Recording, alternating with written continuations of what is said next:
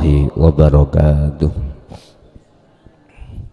Ila hadratin Nabil Mustafa Rasulillahi sallallahu alaihi wasallam wa ala alihi wa azwajihi wa dzurriyyatihi wa qurabatihi wa ali baitihi wa ashabil kiram wa ila jami'il anbiya wal mursalin wal awliya wa syuhada wa salihin wa tabi'ina ila yaumiddin, khususan jami'i masayikhi ila muntahum wali abaina wa ummahatina wa ajdadina wa masaykhina wa auladina wa azwajina wa dzurriyyatina wa ahli baitina wa jami'i man tabi'ana, khususan jami'il arwah fi hadil majlis wa ghairahum lahumul fatihah. A'udzubillahi minasyaitonir rajim.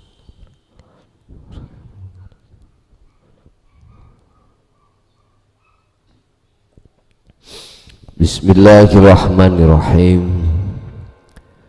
Bismillahi tawakkaltu ala Allah. Alaika ya Allah. Asyhadu an la ilaha illallah wa asyhadu anna Muhammadan abduhu wa rasuluh. Allahumma salli wa sallim wa barik alaihi wa ala alihi wa ashabihi ajma'in. Qala Allahu ta'ala fi kitabil karim, a'udzu billahi minasyaitonir rajim, bismillahirrahmanirrahim. Yunazzilul malaikata birruh min amrihi ala man yasha'u min ibadihi an anziru annahu la ilaha illa ana fattaqun. Sadaqallahul azim. Amma ba'd.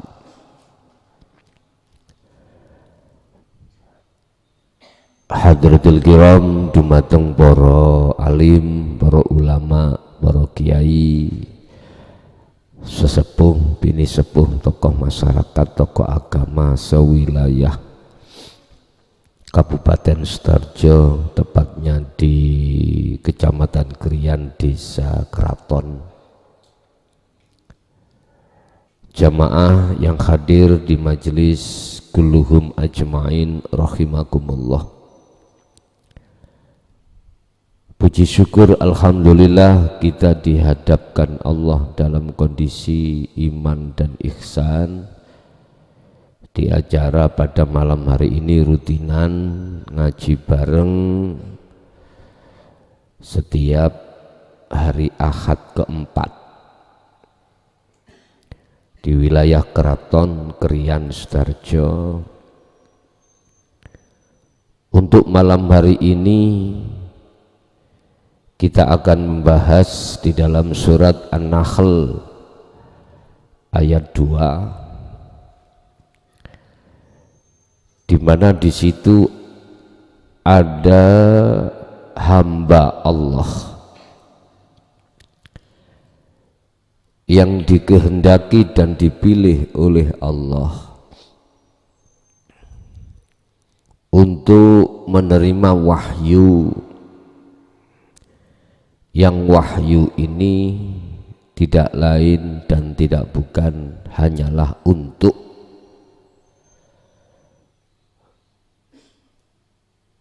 membersihkan apa yang disebut sebagai hijabnya hati atau kotoran hati,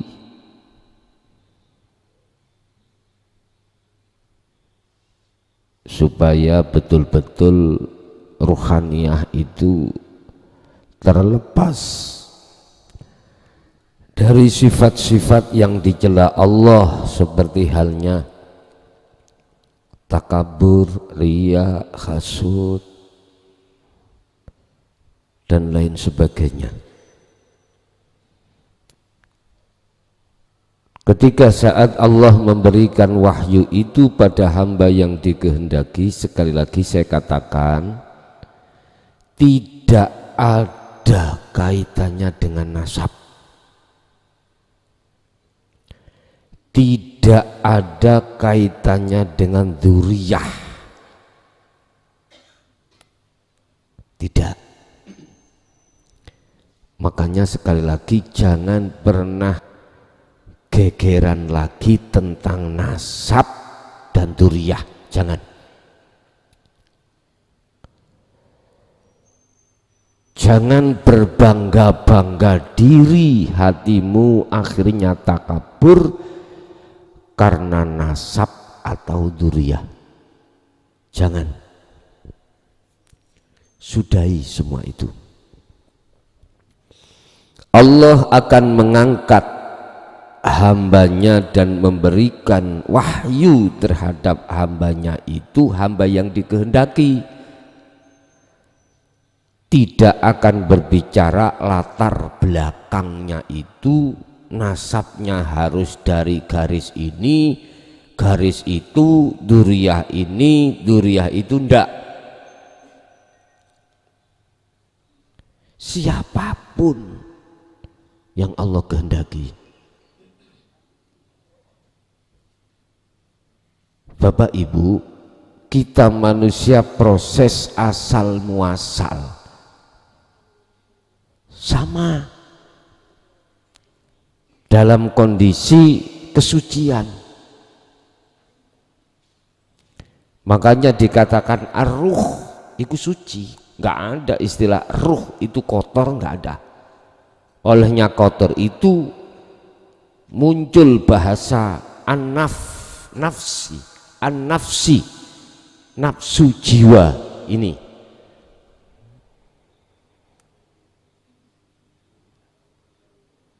Setelah ruh itu disebut an-nafsi atau jiwa karena ruh itu terkontaminasi dengan duniawiyah. Loh, di situ ada ayat yang untuk membebaskan si ruh disebut jiwa biar kembali ke ruh lagi.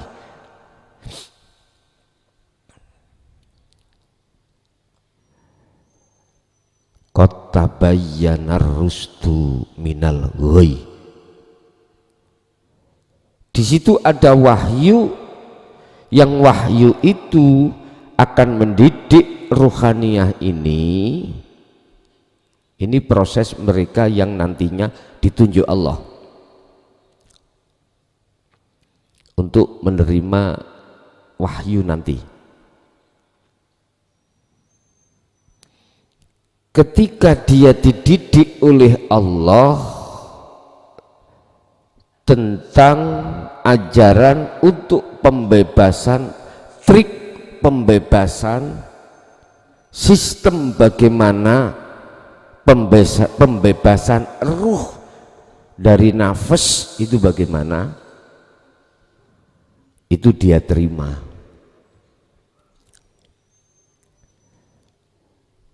Lalu selanjutnya ada upaya di situ proses lagi si ruh itu yang disebut jiwa, nafsu, pelepasan diri dari pengaruh-pengaruh nafsu. Nah, inilah yang dimaksud Rasulullah dalam satu hadis tentang jihad yang besar.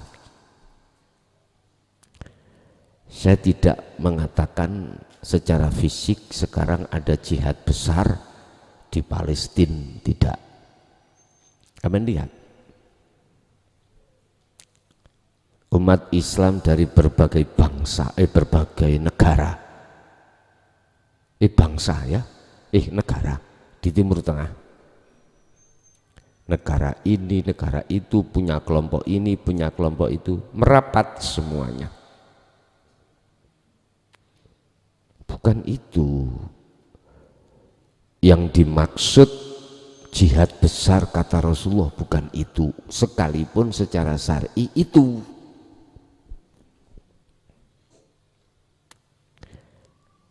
Mujahadatun nafsi inilah yang dimaksud Rasulullah, jihad besar setelah jihad kecil.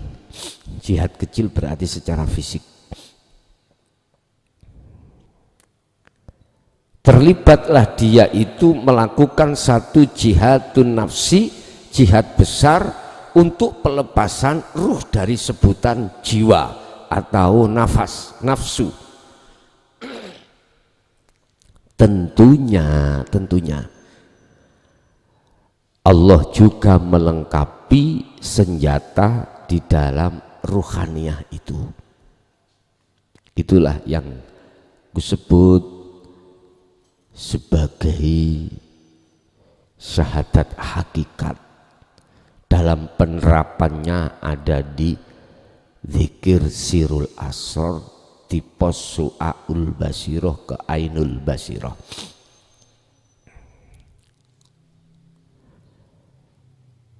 Di situ pasti Allah membekali satu persenjataan yang bisa mengalahkan terhadap nafsu.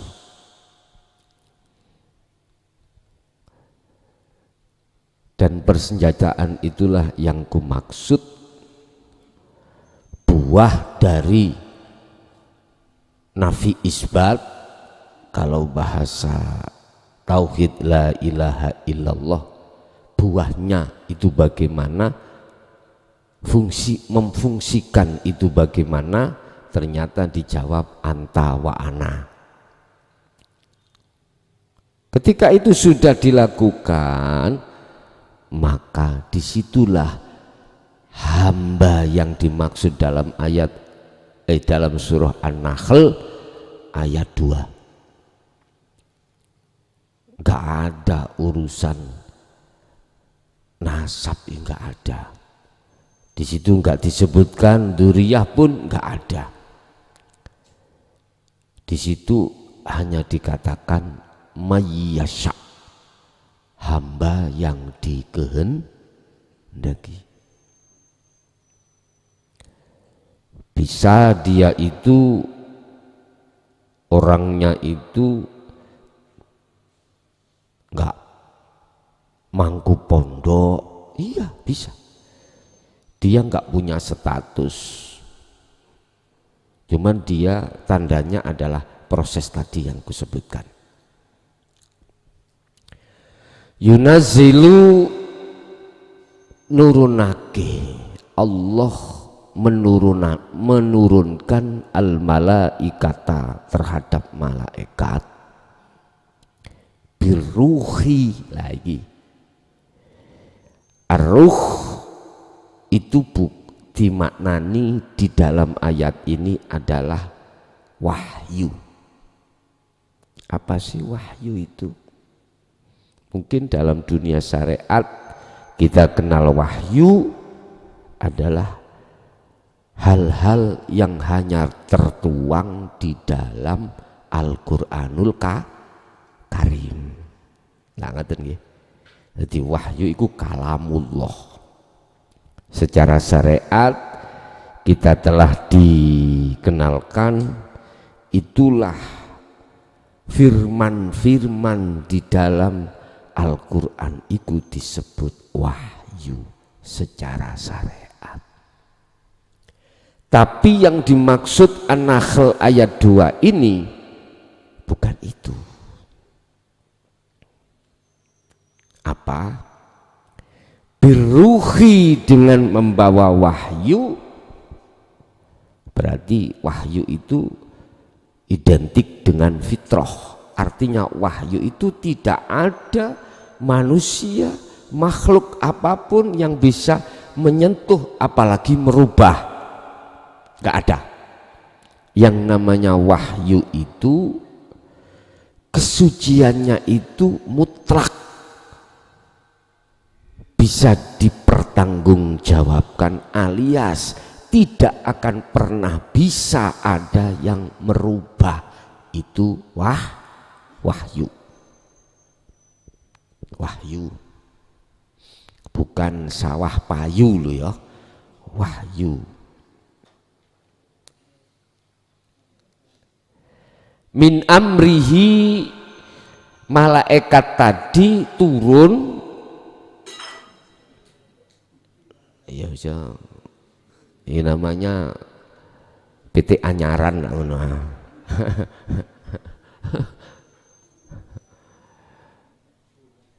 Dengan membawa perintah Allah, diperintahkan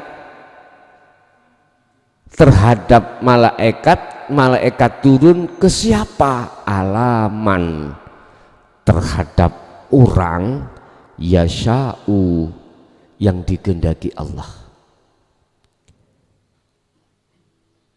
Isinya man min ibadihi, saking piro-piro kawulane Allah. Yes. Ibad iku identik pembahasannya adalah insan. Allah memerintahkan terhadapnya dengan membawa wahyu untuk diberikan terhadap hamba yang dikehendaki. Jadi mohon maaf, yang Anda punya dzurriyyah jangan sombong. Punya nasab yang menurut umum itu nasab kewalian, jangan sombong. Belum tentu Anda yang dimaksud Allah dalam ayat ini. Nggak mungkin Allah akan memilih hambanya yang takabur, sombong, nggak mungkin. Namanya wahyu birruhi iku fitrah, mesti diletakkan terhadap wadah yang fitrah. Nggak mungkin dimasukkan hati seseorang yang penuh dengan riya, takabur, hasud, nggak mungkin. Man iku orang yang digendaki, wadahnya, hatinya itu sudah bebas dari itu.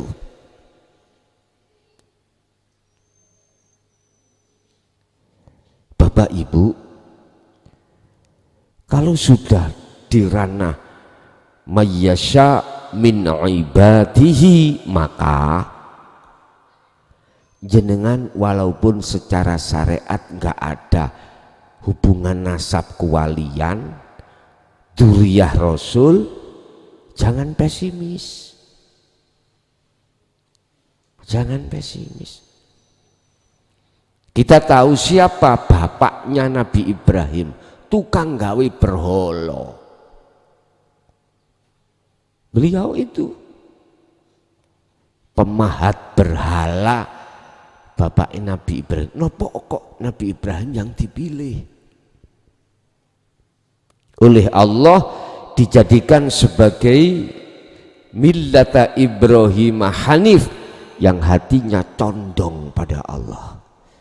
Sekalipun sebelum beliau sampai pada Allah, terlebih dulu dia mengalami proses-proses di zona yang iman ini tidak benar. Sama, kita semuanya begitu. Kita semuanya itu pendosa, Pak. Baik pendosa secara jasmani, lebih-lebih rohani. Ini pendosa kita itu. Kalau pendosanya jasmani mah, mohon maaf, kalau dibandingkan pendosanya rohani, lebih besar rohani, Pak.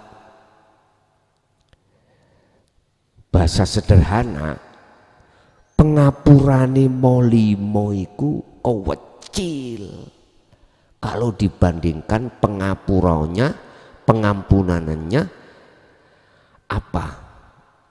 Dosanya rohaniah kita dengan menyekutukan Allah dengan yang lain.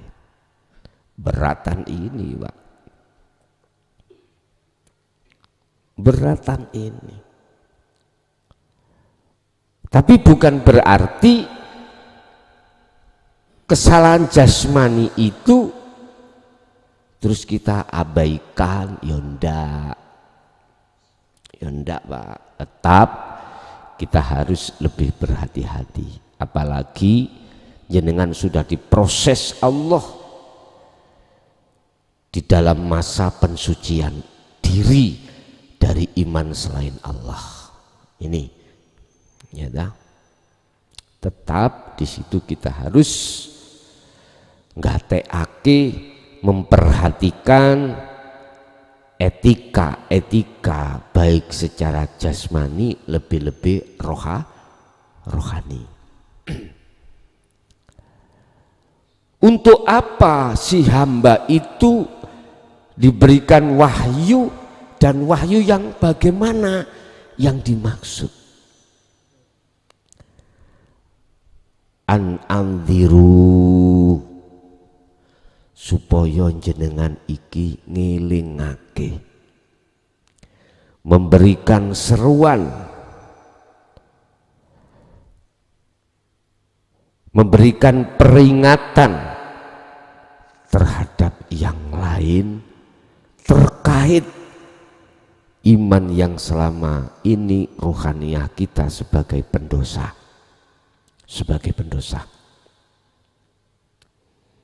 Hubungan kesalahan ruhaniyah kita cuma satu, Pak. Mengadakan selain Allah di dalam diri kita. Itu. Ya bunayya, anak putuku, la tusyrik billah. Jangan ada di dalam hatimu ada satu iman terkait selain aku, selain Allah. Ini kalau kita tarik ya bunaya ini dari sisi syariat berarti Luqman. Luqman berarti manusia. Ada nih? Surat Luqman, surat yang ke-31 ayat 13. Ya bunaya, he anak putuku. Lah, kalau kita tarik dari sisi hakikat, sing berwahyu siapa, Pak? Allah toh. Tapi lantas jangan dikatakan Allah punya anak putu. Sudah jelas lam yalid walam yulat, ini loh. Ternyata ketika kita mengadakan selain Allah di dalam diri kita, itu sama halnya kita menuduh Allah beranak pinak.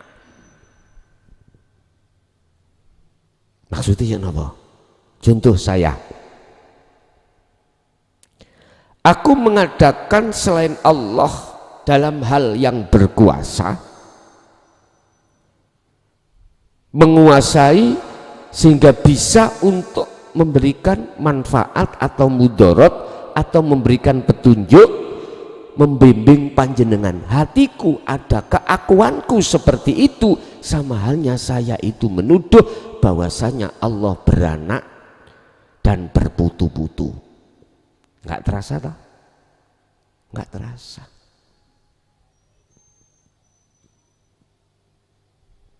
Ini saya. La tusyrik, jangan kau menyekutukan billahi terhadap Allah dengan selain Allah. Padahal sudah dijelaskan. Di samping Allahu khalaqakum wa ma ta'malun. Al-Qasas 56 kalau nggak salah. Memang benar aku yang menciptakan kau. Wa ma ta'malun, apa yang muncul dalam dirimu itu dari aku. Mengapa kau aku? Loh ini letaknya saya telah ruhaniyaku pendosa berbuat dosa pada Allah. Ini yang tidak disampaikan di tengah masyarakat, alias tertutup keterangan ini. Akhirnya kita masyarakat imannya pekok, iman kita delurung, iman kita nyasar. Kalau iman kita sudah nyasar, otomatis pujaan sampean juga ikut nyasar. Mesti mujo sampean itu terhadap siapa yang kau tuduh yang melakukan. Si A misalnya mukhlason, berarti pujaanmu terhadap mukhlason. Padahal jelas-jelas sudah dikatakan sifat kita sebagai makhluk ikulah haula wala quwata. Jelas lupa ini. Mulai sejak kita kecil, SD, SMP, SMA dididik tentang la haula wala quwata illa billah. Tapi pelaksanaan rohania kita tidak sampai di situ. Karena apa? Syirik khafi ini loh ditutup-tutupi. Keterangan untuk membedah, memahamkan terhadap masyarakat tentang syirik khafi ini nggak begitu ada, nggak begitu mau yang menjelaskan di tengah masyarakat. Baik secara umum, secara khusus, lebih-lebih secara umum. Khusus pun masih memakai bahasa kinayah. Ini persoalannya. Kita sudah didengar istana. Kita itu sudah dengar istana, Pak. Sudah. Kemarin saya dapat telepon. Hati-hati. Hati-hati. Saya juga lebih berhati-hati. Letak kehati-hatian kita adalah jangan sampai pernah jatuhnya iman kita itu pada makhluk. Titik. Sebab dikatakan inna syirka, sesungguhnya manakala jatuhnya imanmu itu di dalam terhadap selain Allah, maka ikulah zulmun azim. Iki Pak, bahasa kitab kalau sudah mengatakan kalimah diawali dengan lam li faedah taukid, faedah menguatkan, gak main-main. La zulmun azim, maka yepti sungguh hatimu gelap. Buktinya gelap, kita jatuhnya pujaan puji itu terhadap selain, kan sudah jelas Pak. Ning Quran bolak-balik diomong. Titik mawon. Ayo pujamu nanti. Nangdi kebanyakan keluar dari Allah, utawi puja puji iku lillahi mung dateng Gusti. Nah, mocone kecilik sama gerang kabeh iso, tapi apa praktek gak iso. Inilah kita termasuk orang-orang golongan yang menyekutukan Allah. Hati-hati. Hati-hati. Sehingga mengapa Allah itu memilih hamba yang dikehendaki untuk membawa ajaran ini. Yang satu untuk andiru, memberikan peringatan kepada yang lain. Tanggung jawab kita minimal anak istri. Tanggung jawab kita. Orang dekat-dekat kita secara syar'i kita wajib menyampaikan, memberikan peringatan terhadap orang dekat kita. Mana yang harus diperingatkan tentang wahyu, apakah yang harus diberikan peringatan terhadap orang dekat kita? Rupani annahu sak temene wahyu atau ruh di depan itu iku la ilaha illa ana. Tidak ada Tuhan yang wajib kau sembah, kau puja, kau puji, kau saksikan illa ana, kecuali aku. Artinya bimbingan anak bojomu untuk mengartikan, memahamkan tentang anak. Ini maksudnya. Dan atau bimbingan anak bojomu, orang dekat kita minimal, supaya rohaniyahnya itu tinggalkan iman selain Allah. Dengan begitu maka ke anak sampai ke makrifat, kesucian. Mumpung kita masih ada waktu, berapa tahun ini Pak? 2 tahun lagi ya, 2 tahun lagi sudah dikasih Allah tanda Palestina, udah sana. Tidak sedikit orang Indonesia yang berangkat ke sana, bergabung dengan para mujahid-mujahid yang lain. Ya sudah, kita nggak bisa secara fisik ke sana, hakikatnya kita sudah mentaruhkan jihad besar, yaitu melawan hawa nafsu. Syariati ya kita hanya bisa berdoa dan lain sebagainya. Kayak sok kirim apa namanya angkung, ya kirim tungo, ngerti angkung namanya? Kenapa? Ya iwak panggangan gitu Pak. Nggak bisa kirim angkung ke sana, ya dungoai lah, ngoten nggih. Bila mana di dalam dirimu tertanam jihad secara syariat, terus berangkat ke sana sih, itu hakmu. Karena akhul muslim wal muslim. Tapi kita sudah dapat pedoman jihad yang besar adalah melawan hawa nafsu. Tapi pertanyaannya, apakah itu nanti secara syariat akan bisa merantak, itu Pak, menyebar terhadap Asia? Kalau Allah menghendaki ya pasti bisa terjadi Pak. Ya toh ya, mana Allah nggak bisa, suka-suka Allah. Secara syariat bila mana itu terjadi ya sudah, apapun itu bentuknya, kita itu hanya antri mati, antri mati. Ngapain terus kita itu marah-marah, berselang pendapat, gara-gara sesuatu akhirnya sama-sama sakit hati.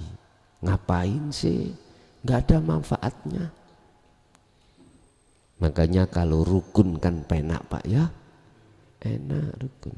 Kemarin itu tadi malam saya ngaji di candi itu, kok ya Gusti Allah memberikan ayat, salone sound system iku tengah-tengah iku bengung. Terus jamaah itu terasa nggak nyaman. Pas kok yo pembahasannya tentang la haula wala quwata illa billah. Akhirnya gak sido muring-muring. Nggak jadi muring-muring. Mau niku mau uring-uring tukang sound operator. Akhirnya gak jadi. Sebab miturut jenengan Pak Bu, gak mungkin pengin salon itu ngereng lah, ngoten nggih. Sing ngeson ya gak kepingin salon itu ngereng. Tapi Allah ngadepno iku. Sampai kadang-kadang hakikate metu ning syariat apa? Cak bantingene salon iku. Lha ya wis, artinya disuruh merubah kodok ben takdirnya itu gak seperti itu. Diubah kodoknya Pak, diubah, akhirnya takdirnya tidak sama dengan yang awal pun. Maksud daripada wahyu la ilaha illa ana di situ, wajib setiap diri kita yang diembani oleh Allah tentang wahyu yang diturunkan oleh Allah itu sampai pada kemakrifatan. Jadi mohon maaf, status makrifat itu Pak Bu ya, gak harus dimiliki orang-orang yang punya nasab yang kita anggap secara syariat itu aulia. Enggak. Dan juga tidak mengurangi rasa hormat. Status makrifat itu tidak hanya dimiliki harus pada dzurriyyah kanjeng Nabi yang disebut habaib. Sekarang banyak Pak ngaku-ngaku habaib lah ngoten nggih. Tapi pendidikannya, ajarannya tidak mencerminkan kerasulan Muhammad. Saya nggih miris, iki habaib bener apa tah abal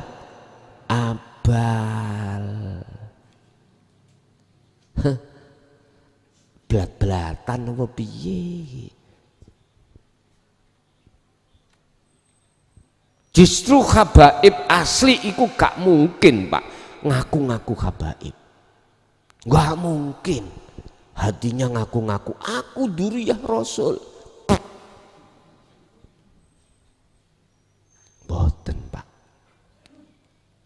Malah ketika saat tercium bau oleh orang lain tentang status dirinya ngalih Pak. Ibarat sudah konangan rek ngalih.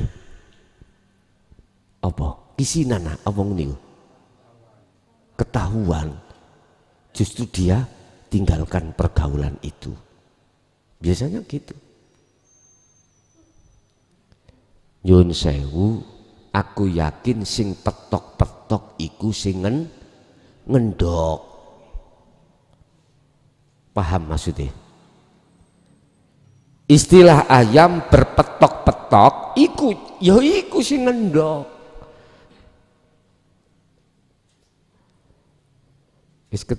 Sudah ketinggal, sudah kelihatan.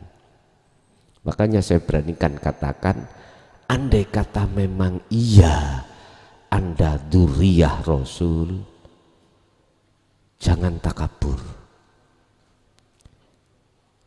Loh, takabur itu ada yang lembut loh Pak, lembut. Contoh, kita di tengah-tengah hutan sendiri. Di hati ini ada rasa bahwanya diri ini adalah dzurriyyahnya, itu takabur sudah. Itu sudah takabur. Apalagi di depan orang lain. Iki bahasa takabur. Takabur itu apa? Sombong toh. Luwih apik daripada yang lain. Kita merasa diri kita itu dzurriyyah, itu sudah takabur secara hakikat. Estu. Apalagi kita pertontonkan terhadap umat, kuadrat ini, pol kuadrat ini. Apa resikonya kalau kita itu ada muncul takabur? Aba wastakbar wa kana minal kafirin. Berarti kita anak buahnya setan. Tangan kanannya setan. Pasti bila mana ada ajaran yang masuk yang sifatnya untuk mengeluarkan takabur, riya, sum'ah, hasud, dia tentang dia lawan dia. Berbagai hujah, dalil dia bawa. Nggak mungkin mau bicara empat mata, nggak mungkin, harus di depan umat. Ya iku mau niatnya untuk menjatuhkan tadi lewat hujah yang dibawa. Iblis kan gitu. Wa yasudduna an sabilillah wa yabghunaha iwaja. Padahal ulaika fi dhalalim ba'id. Bapak Ibu, berarti orang yang hatinya ada wahyu la ilaha illa ana itu hanya hamba yang dikehendaki, alias tidak ada urusan dengan dzurriyyah atau nasab, nggak ada. Sedikit tandanya sedikit lah. Kalau dalam hatimu sudah ada la ilaha illa ana, apa yang muncul dalam dirimu, apapun ya tanpa kecuali, atau yang muncul dari orang lain atau makhluk lain, hatimu ada sinyal, frekuensi yang mengatakan itu Allah. Illa billah, itu hamba yang dimaksud ala mayyasha min ibadihi, itu sederhana. Enggak mudah loh Pak mencari orang yang hatinya duduk di wilayah itu imannya, enggak mudah. Enggak semua orang.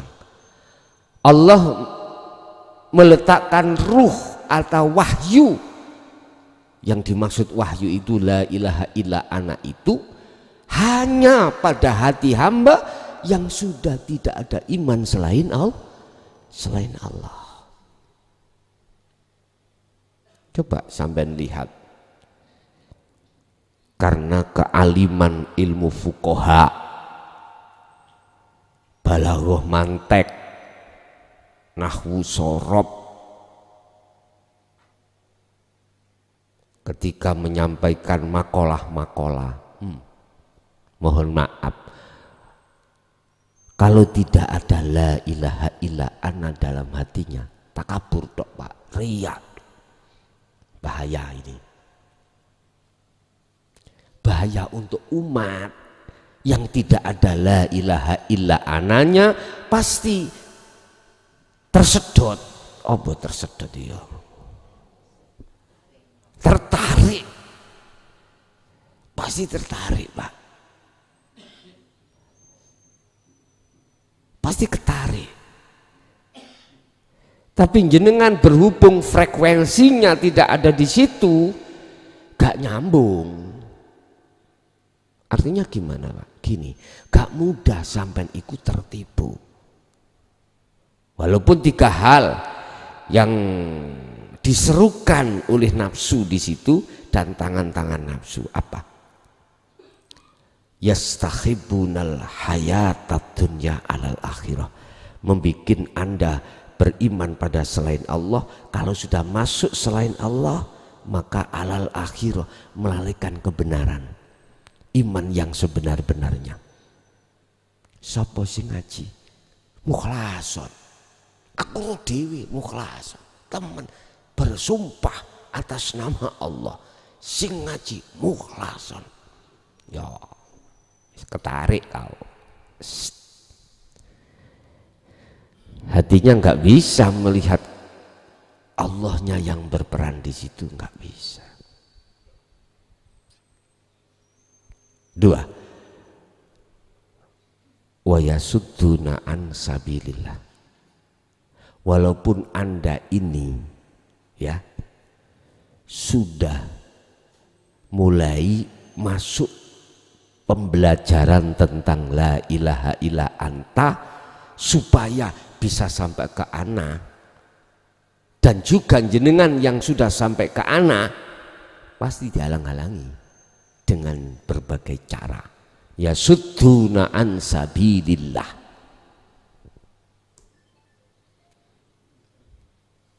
Tinggal keimananmu tadi terus kau jalankan apa enggak. Kalau yang sudah sampai pada ana musyahadah enggak ragu, yang belum si ono ana ini loh, si ada di anta inilah, dalam taraf pembelajaran inilah sering goyang Pak, goyang.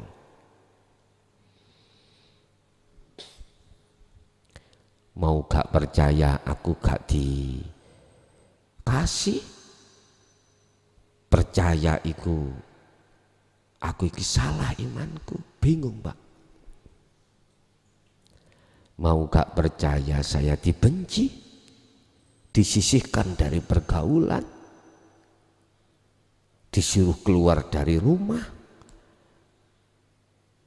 disuruh pulang ke rumah mertua, pulang ke rumahnya, kadung anak sudah ada, mikir Pak, mikir. Kalau tidak percaya aku dicopot jabatanku.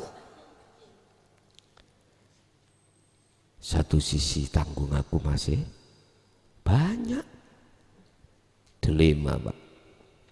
Umpama percaya, imanku jatuh, bagaimana kita mensikapi?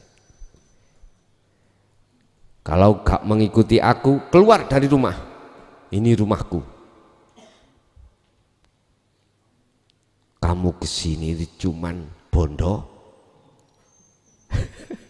Nah wong Jawa kok Pak, modal dengkul, modal dengkul.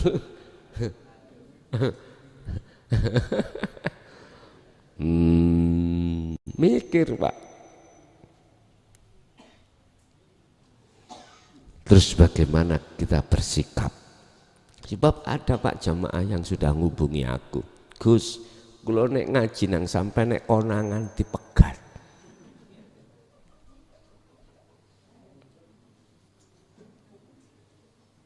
Iki istri, ada suami juga begitu Pak. Jadi gak istri tok. Apa akhirnya saya memberikan solusi? Solusinya gini, selama suami istrimu di depanmu, jangan ada pembahasan tentang tauhid. Jangan. Mereka nggak mau dibahaskan itu, nggak mau. Kemarin kami bahas. Wa idza dzukirallahu wahdahu isma'azzat qulubul ladina la yu'minuna bil akhirah. Surat apa Pak itu? Surat Az-Zumar ayat 45. Tatkala dibahaskan tentang Allahu wahdah, tentang la ilaha illa anta wa ana, hakikat makrifat, dia kesal, ista'azzat, isma'azzat, hatinya itu kesal. Kabeh Allah, anak bojomu kok kayak panganan Allah, gak nyambut gawe. Tetapi ketika saat wa idza dzukiral ladina min dunihi, tatkalanya dibahas tentang masalah duniawiyah, idzan dumada anhum, utawi mereka iku yastabsyirun, senang. Lah terus ya apa? Ya udah, di depan dia kau jangan bicara tauhid.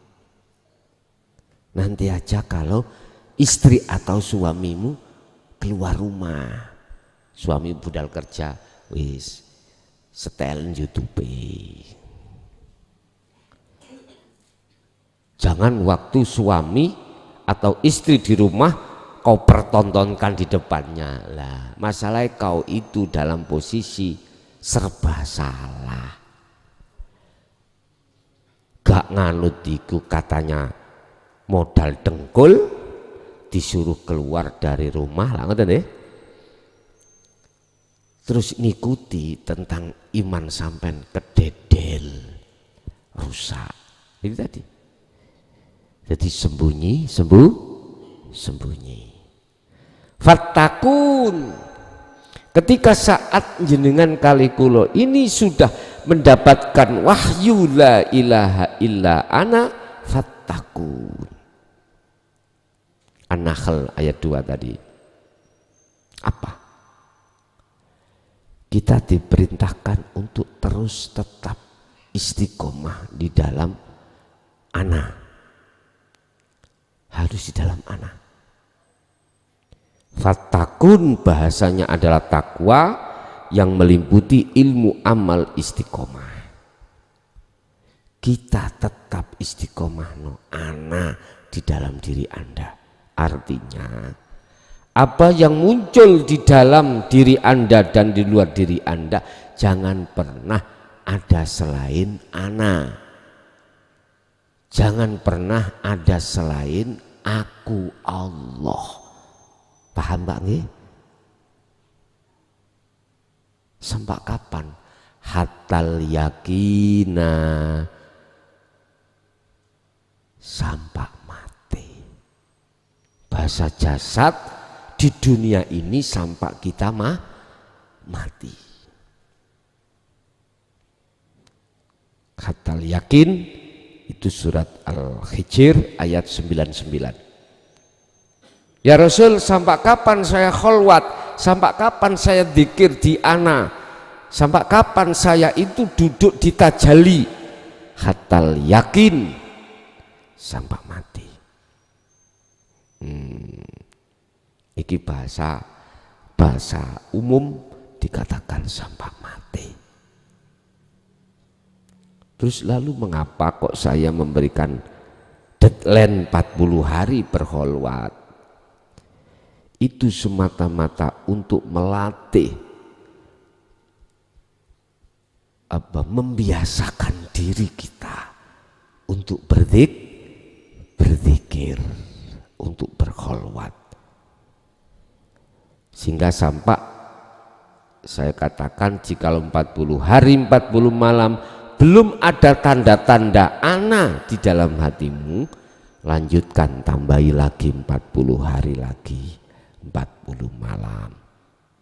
Kok sih belum, tambahi lagi sampai berjumlah 120 hari. Pas hari Allah mengatakan wa nafakhtu, dan kutiupkan rohku.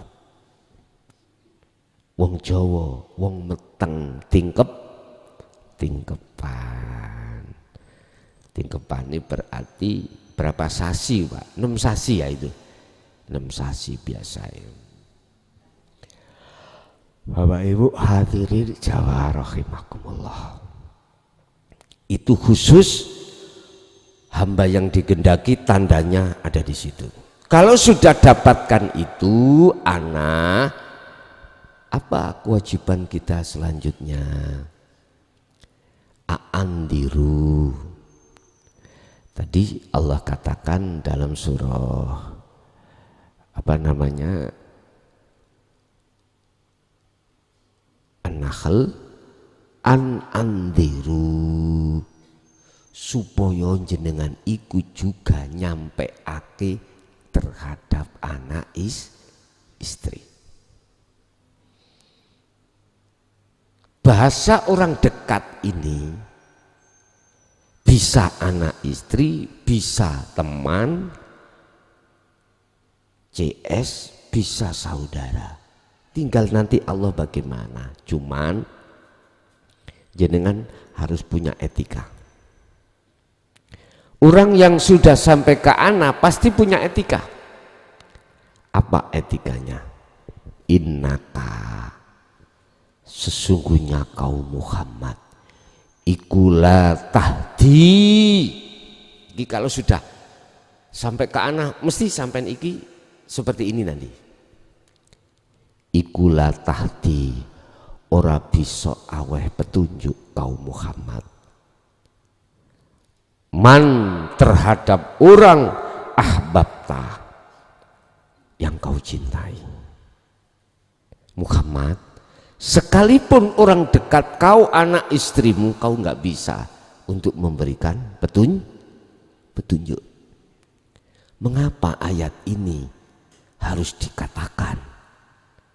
Supaya kita ketika menyampaikan dalam hati gak ngaku-ngaku, muncul itu dari kita. Paham gak? Walakinnallaha, dan tetapi sesungguhnya datangnya dari yang bisa memberikan petunjuk, yahdi mayyasha.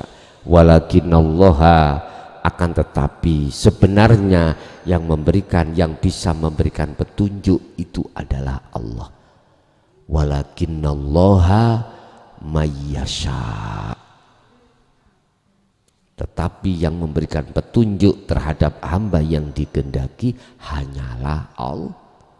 Artinya kalau jenengan sudah diana, ketika jenengan iki memberikan seruan atau pendidikan taklim tentang masalah dinul hak, mesti jenengan gak pernah ning ati itu kune iku balik ke hamba, karena secara otomatis frekuensi sampean iku bukan ana makhluk tapi ana Allah. Iku kalau sudah mendapatkan wahyu ana, itu pasti seperti itu, Pak.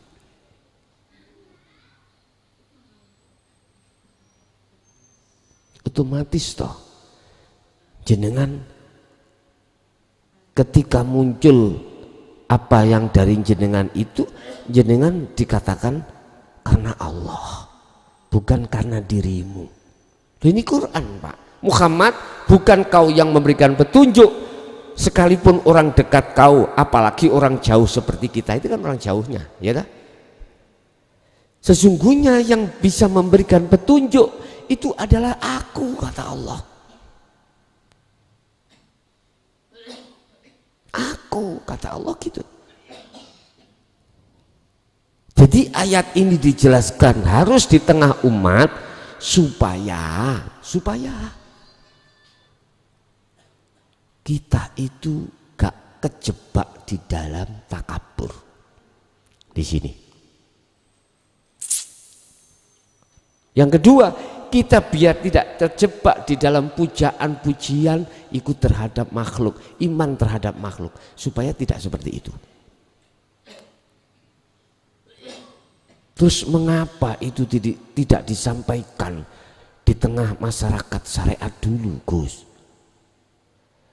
Pengen tahu? Oke.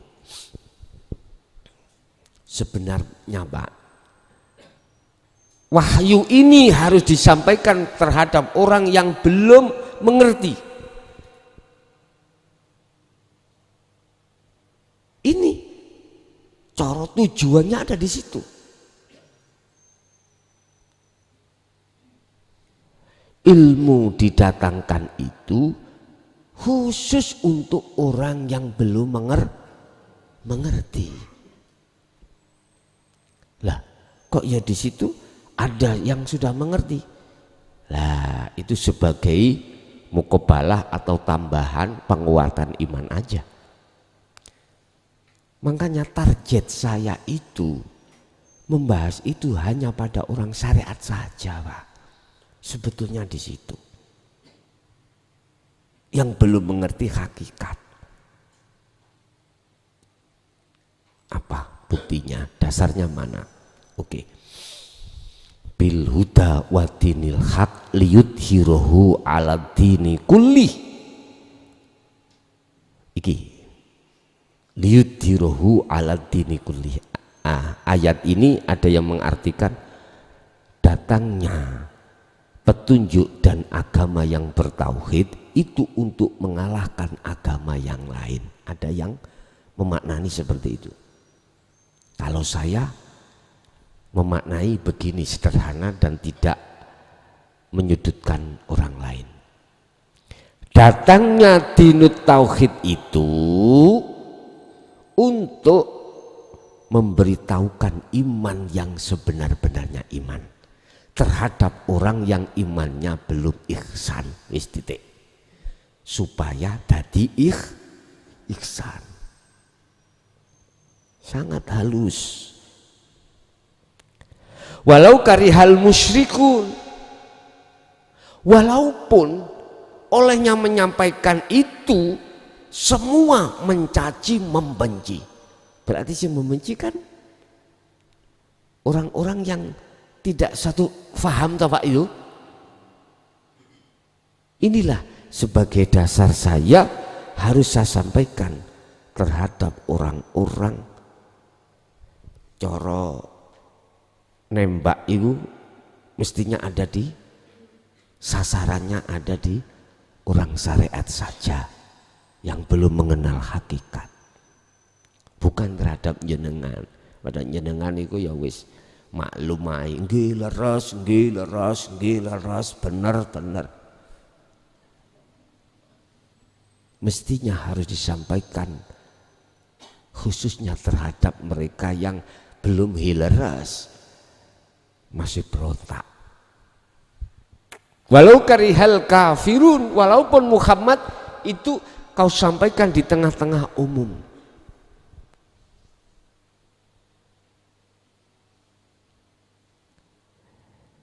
Dan itu pun juga terjadi terhadap diri beliau. Nabi Ibrahim resikonya dibakar, Nabi Muhammad resikonya dibunuh, cuman gak sampai terbunuh. Di kaum kafir Quraisy, Abu Jahal, Abu Lahab merencanakan musyawarah besar untuk membunuh Muhammad. Apa yang terjadi? Itulah asbabun nuzulnya mengapa Rasulullah diperintahkan hijrah dari Mekah ke Madinah. Akhirnya itulah asbabun nuzulnya mengapa Rasulullah itu disareake dikubur di Madinah.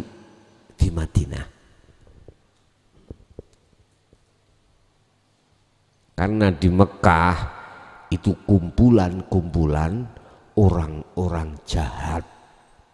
Artinya orang yang hatinya jahat pada Allah, berbentuk mengadakan iman selain Allah. Gak mungkin dikubur ning gunung. Hijrah substansinya hijrah subjeknya itu muhajirin, berarti orang yang pindah dari tempat kotor menuju tempat fitrah. Orang yang tinggalkan iman selain Allah menuju hanya iman pada Allah. Akhirnya di Madinah muncullah kelompok yang namanya Ansor. Mengapa disebut Ansor? Karena beliau menolong ketika saat dikejar-kejar orang kafir Quraisy Mekah. Loh, di dalamnya kaum Ansor iku ada pendeta Pak, Nasrani juga. Tapi betul-betul dia itu menjalankan wahyu Allah asli kenasraniannya. Kalau kitab Injil aslinya. Hukus berarti Injil saiki bukan aslinya. Aku gak ngomong gitu kok. Saya bicara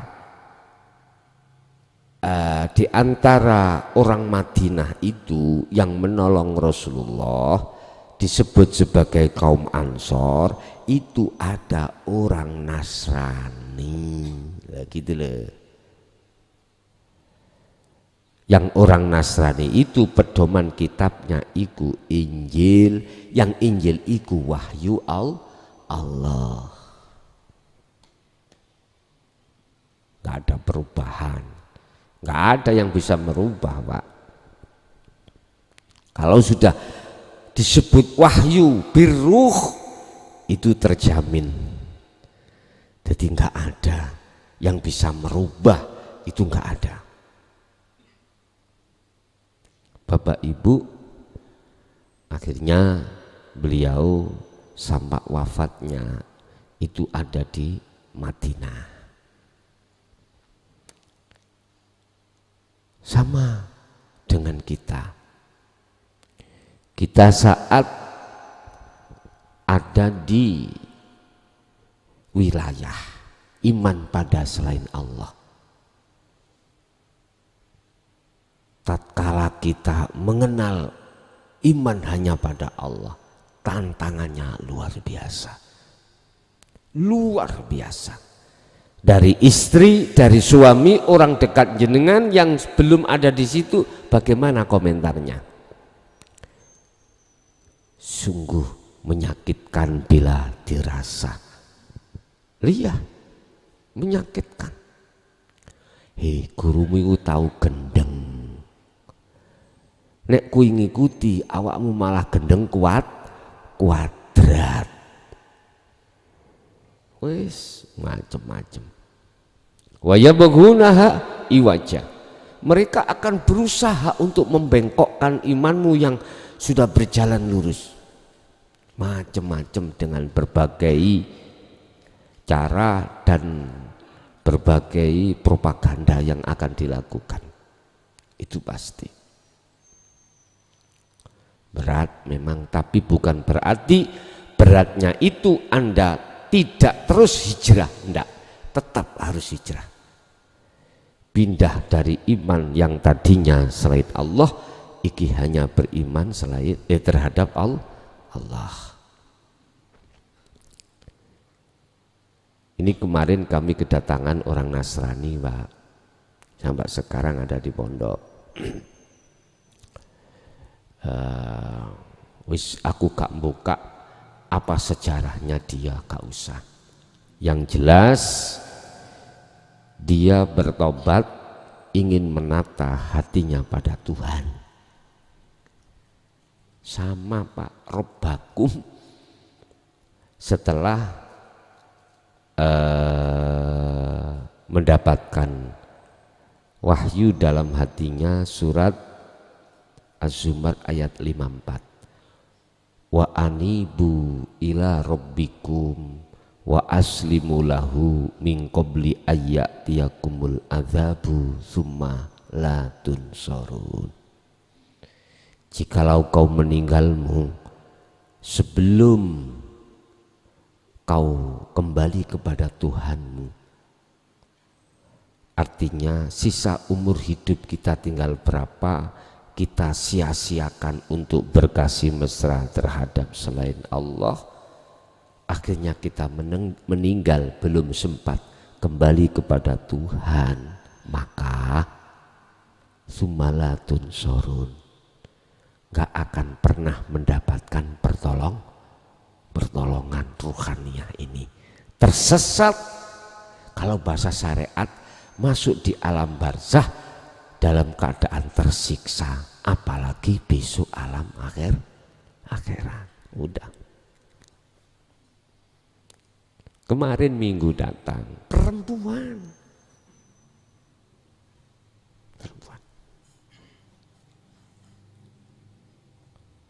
Berarti Allah memberikan ketukan hati wahyu tentang la ilaha illa ana, gak melihat suku, etnis, agama, apalagi nasab, ras, apa Sarah tidak melihat status dohir. Bahkuwi kumang keturunane nabi, nasabmu wali atau tidak. Makanya ayati min ibadihi itu. Siapakah man itu yang digendaki? Siapa yang digendaki? Orang yang digendaki min ibadihi, dari beberapa hambanya. Beberapa berarti banyak, Pak. Sing dipilih iku mesti lebih sedikit daripada yang tidak dipilih. Makanya jangan heran nek saya ngaji babakan tauhid, sing ngaji sak dumil, sing ngaji minoritas. Tapi coba umpama sampean delebet nerd yang mengaji sing kondang nasional dalam rangka maulid, apalagi ngaji niku tenan lucu banget. Wis ta berbagai pelosok teko, otomatis karena yang disuguhkan itu sama dengan apa yang kau suka. Sukamu iwak sate yo, didui sate yo seneng bos. Lah sukamu iku sate didui peloran, didui suket rumput ya gak kemangan. Samalah dengan itu laksana. Coba sampean angan-angan sendiri dalam hatimu yang sudah kemasukan hakikat makrifat. Ketika jenengan menghadapi kondisi hidangan itu tidak ada hakikatnya ya apa? Gremeng toh? Ayo aja ngomong enggak ngono tak jotosi ngono. Mesti gremeng. Ngaji kan isi ini. Ati lo ya, ati. Enggak popo iku awal mula prosesi ngoten. Nanti jenengan sudah eksis di dalam ana, sudah menancap di dalam dadamu ana itu, maka ketika jenengan dengarkan itu mau sebatas kulit, langsung ngerti karepe. Oh iki lho karepe iku ngene. Tek tek tek tek. Jadi frekuensinya itu sambung terhadap maksudnya yang sebenarnya, cuman gak diomong. Ning ngerti dong. Contoh bahasa kiasan Pak, syariat itu bahasa kiasan semuanya, nggak jauh berbeda dengan bahasa kiasan tentang alam.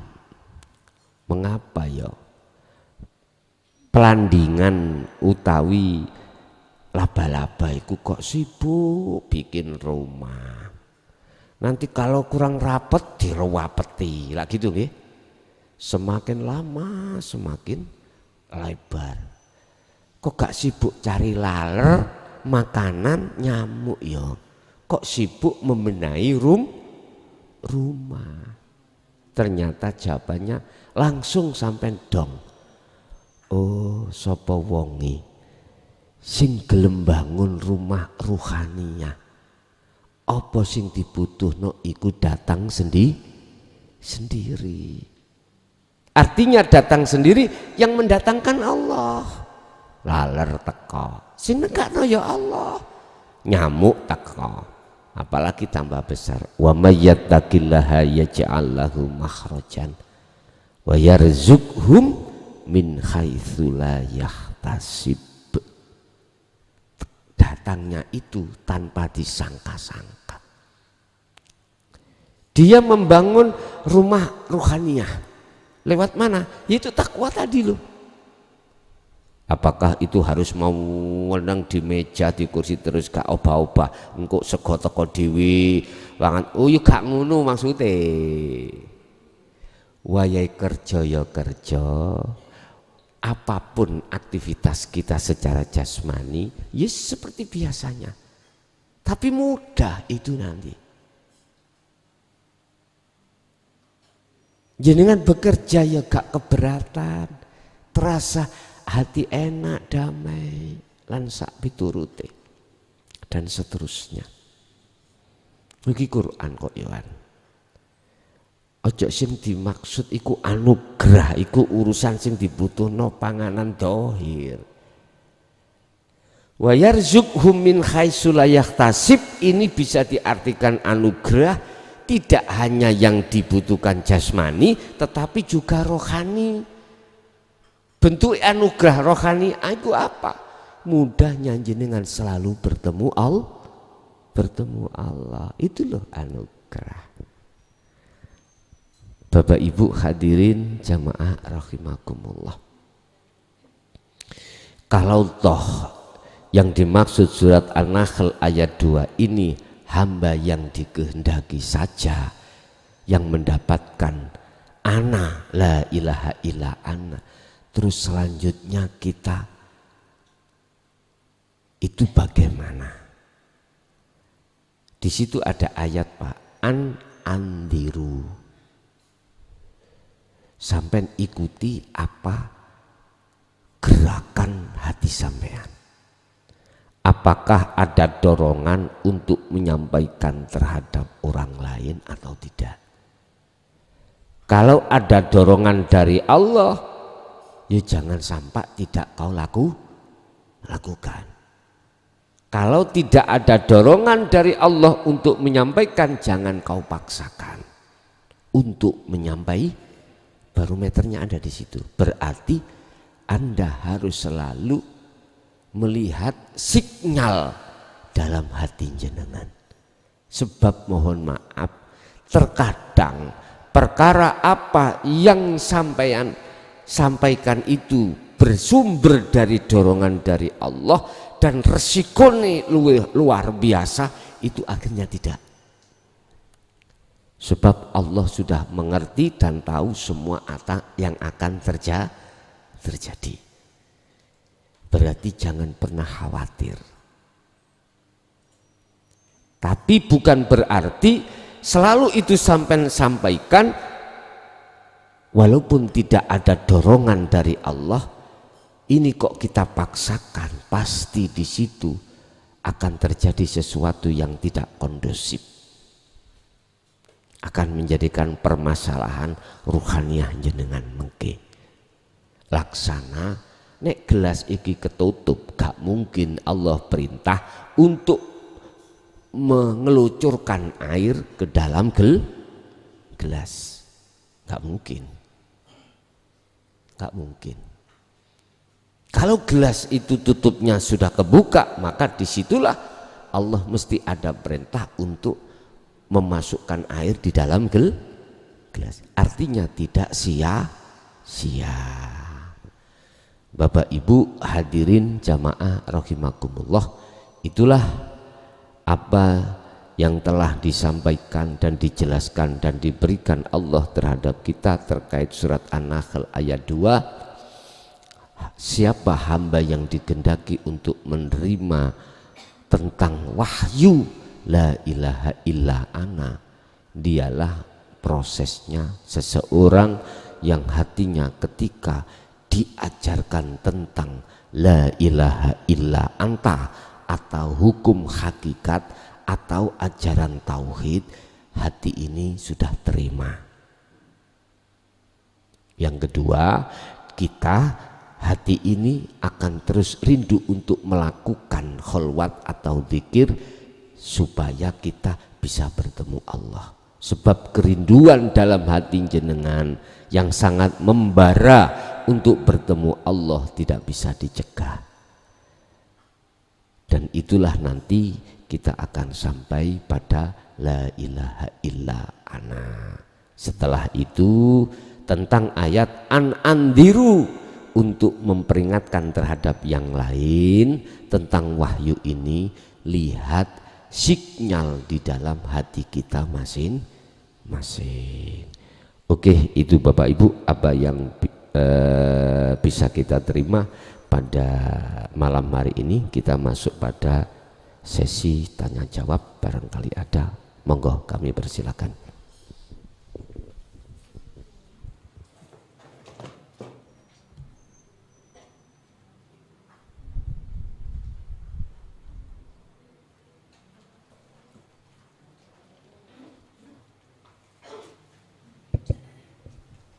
Assalamualaikum warahmatullahi wabarakatuh.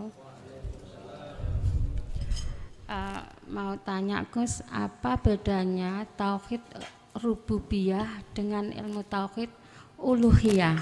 Sudah gitu aja Gus. Assalamualaikum warahmatullahi wabarakatuh. Waalaikumsalam warahmatullahi wabarakatuh. Rububiyah dengan uluhiyah. Sekarang kita preteli. Apa sih tauhid itu? Tauhid adalah sesuatu untuk mengesahkan Allah. Rububiyah berarti kita sudah sampai pada ketuhanan di wilayah musyahadah. uluhiyah. Nah inilah proses Pak ya.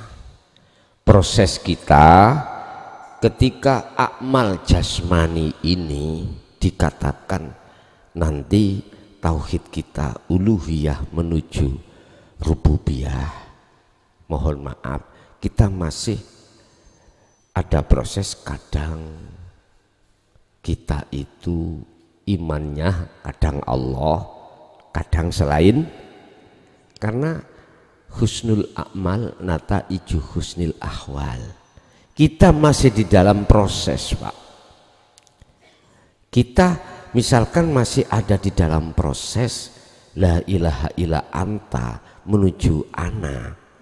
Siapapun kita mesti jatuh bangun, karena ada kaitannya dengan af'al. Ini tidak terlepaskan kita dari istiqomah yang harus kita lakukan. Harus. Makanya mengapa istiqomah diletakkan ketiga, ilmu, amal, istiqomah, untuk mengikat ilmu dengan amal ini terus menerus supaya betul-betul sampai pada rububiyah. Memang jalannya dari situ Pak, memang jalannya dari situ. Tapi kadang-kadang ya, satu manusia itu ngalami kebingungan di situ. Kebingungan. Nah, letak kebingungan ini apa? Saking besarnya dorongan-dorongan nafsu dalam diri kita. Tapi ketika Allah menghadapi satu kebingungan itu, justru akan menambah iman terhadap hati jenengan. Wa idza dzukirallah, ketika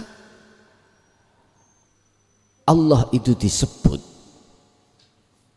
hatimu akan bergetar. Tetapi ketika saat dibacakan ayat-ayat itu malah bertambah. Zadathum imana, imanmu akan bertambah. Bapak Ibu, lah terus posisi kita sekarang ada di mana? Anda sendiri yang tahu. Anda sendiri yang tahu. Yang jelas tidak akan pernah kita itu terlepas dari sebuah proses miturut sistem. Nggak mungkin jenengan tiba-tiba itu bisa langsung naiki sepeda motor tanpa ada belajar terlebih dahulu. Nggak mungkin. Orang yang membonceng orang yang tidak pernah naik sepeda dengan membonceng orang yang biasa naik sepeda, beda Pak, beda banget. Coba sampean gonceng orang yang tidak pernah dia itu naik sepeda, lungguhe ku bingung no. Iso ya seperti itulah. Kadang-kadang saking takutnya ya,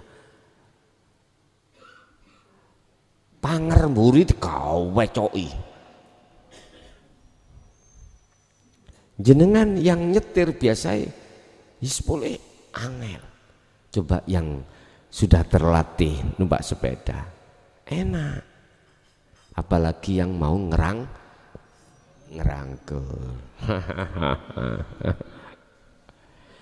Lu bojone dhewe kok ya gak apa-apa. Mboten lho Pak nggih.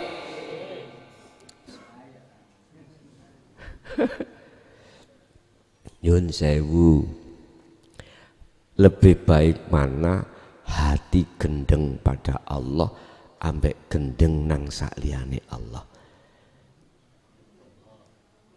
Gendeng nang Allah toh.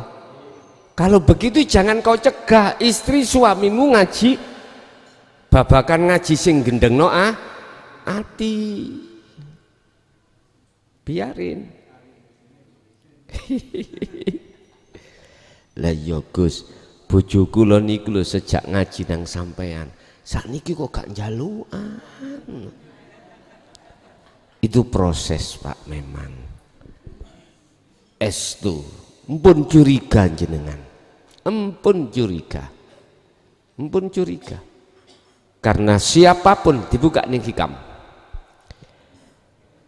Ketika saat hambaku sudah melakukan perjalanan menuju dan bertemu aku, maka akan kupisahkan ruhnya dengan kesenangan dunia.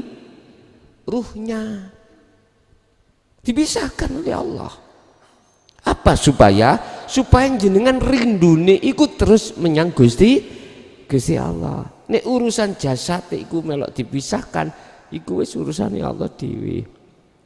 Sing jelas pasti ruhaniah jenengan iku dipisahkan Allah dari syahwatud dunya. Itu pasti, Pak. Itu sudah ketetapan. Siapa yang berjalan ke arah barat semakin jauh, arah timur yang ditinggalkan, otomatis wis sudah. Estu dhisik jenengan sik ket kemanten anyar. Sing dicintai ya istri dan suami. Tapi coba nek wis duwe anak, ayo ngomong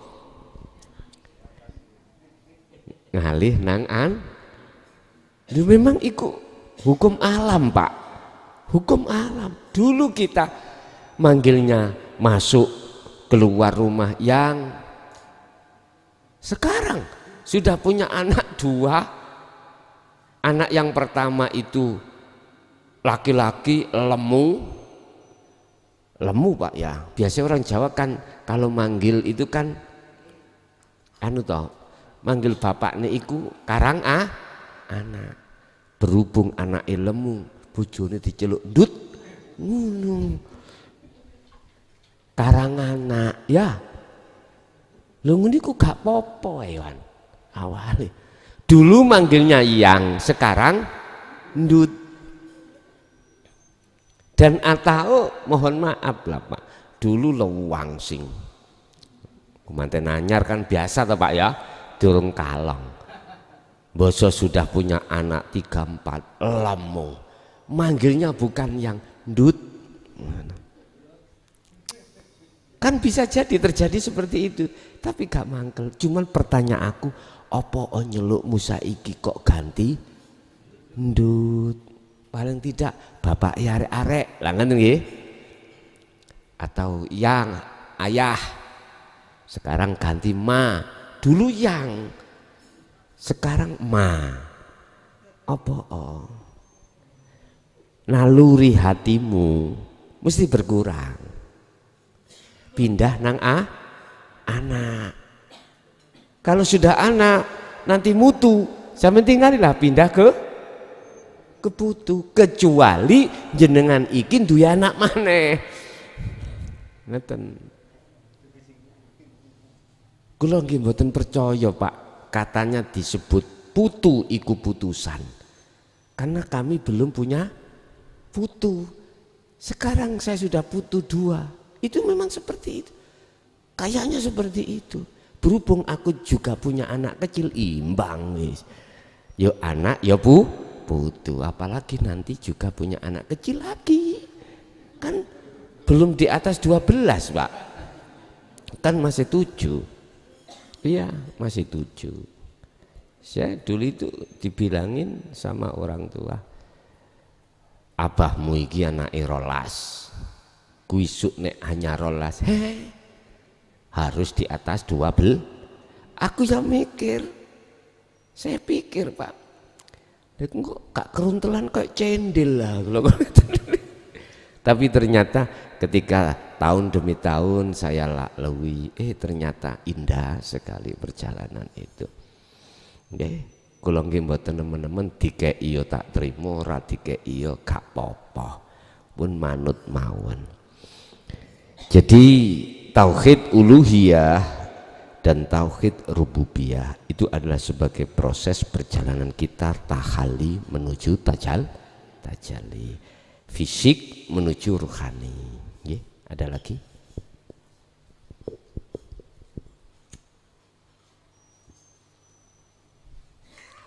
Bismillah. Bismillahirrahmanirrahim. Assalamualaikum warahmatullahi wabarakatuh. Waalaikumsalam. Saderenge mohon izin Guson nggih.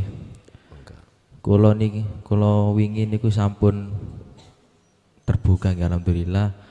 Nah, kula mohon sarane napa petunjuk nggih Gus. Kula biasane pas silatun napa berusaha nyambung nggih. Ibarat niki kula nggih tasik syariat banget lah nggih Gus, pemula lah. Nah, kula pas coba melakukan saran niku zikir Allah ten jero ati niku kula coba bengi niku kadang-kadang nggih pas proses zikir Allah niku kadang-kadang muncul rasa tabrakan Gus. Tabrakan ini niku ngeten. Kula niki mikir napa semangat kula niku membara untuk menuju ke situ Gus. Nah, membara kalau coba akhir zikir tapi enten rasa mboten kadang ngerasa napa mboten nggih.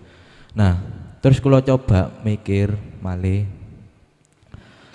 napa kula niki harus mencari napa butuh bimbingan napa kula harus sabar malih untuk bisa menuju ke anta itu tadi Gus. Jadi napa kula niki nggih pun semangat terus kula coba praktek ning wau tapi kadang muncul rasa wedi napa umur kula nggih mboten enten sing ngertos nggih kula wedine mboten nyampe niku wau napa kula nggih sabare niku ditambahi napa pripun sing Gus sampeaken 40 hari sampai 120 hari wau nggih kula nggih nyuwun saran Gus nggih matur nuwun. Assalamualaikum warahmatullahi wabarakatuh. Waalaikumsalam warahmatullahi wabarakatuh.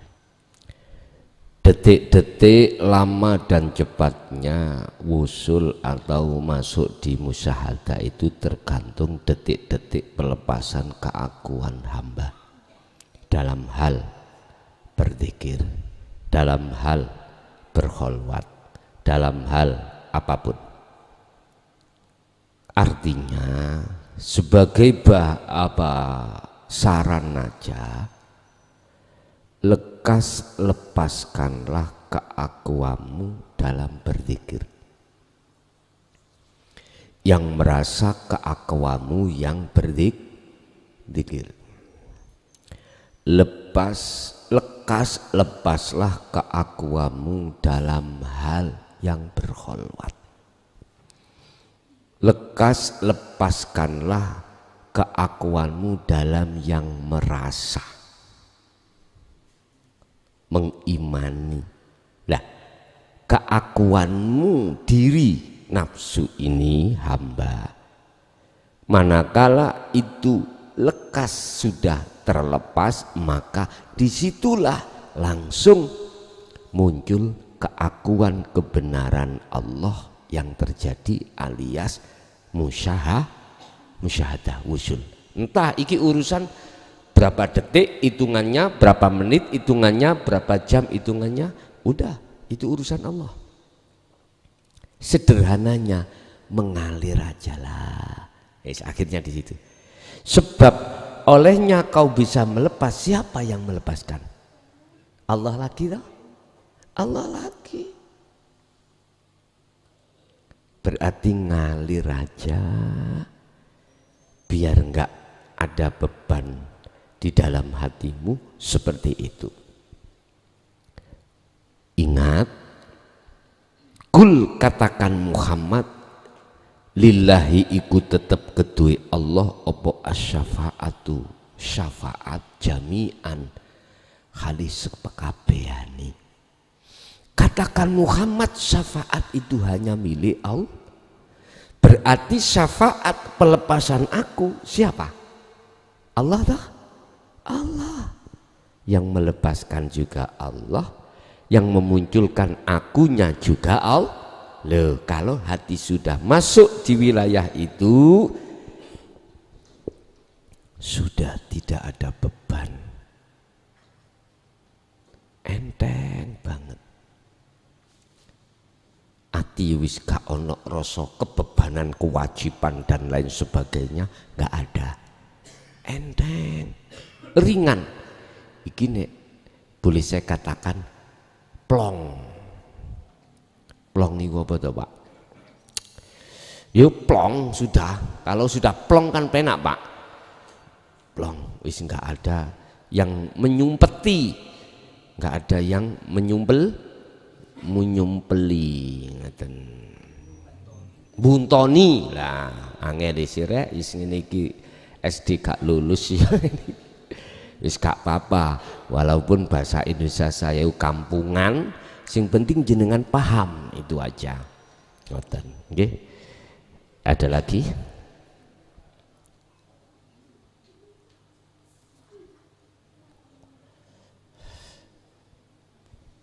Assalamualaikum warahmatullahi wabarakatuh. Waalaikumsalam warahmatullahi wabarakatuh. Terlebih dulu Gus, saya mohon maaf barangkali ada pertanyaan saya atau jawaban saya ini salah.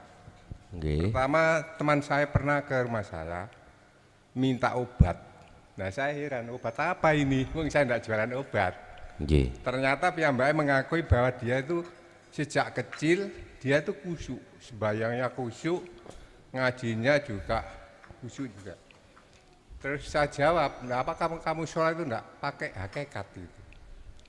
Terus piyambaknya enggak ngerti, nah, hakikat itu apa Pak? Tolong dijelaskan. Oh iya, enggak apa-apa saya jelaskan. Nanti kamu tulis ya, iya. Terus saya sampaikan, sholat hakikat atau hakikatnya sholat itu. Pertama, berdirinya hidup saya.